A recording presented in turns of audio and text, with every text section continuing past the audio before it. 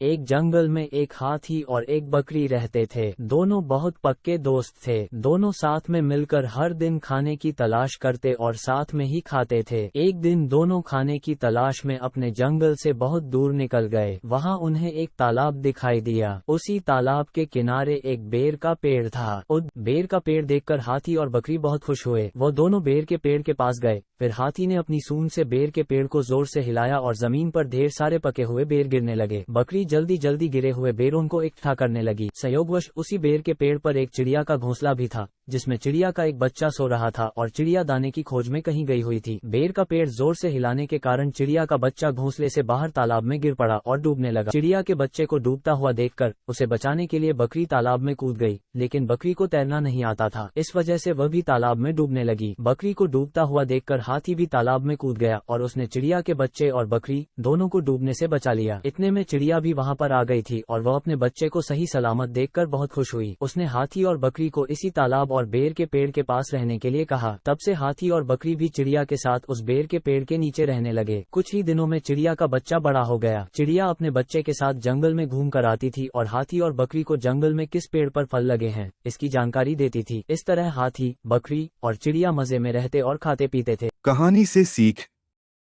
हमें किसी का बुरा नहीं करना चाहिए।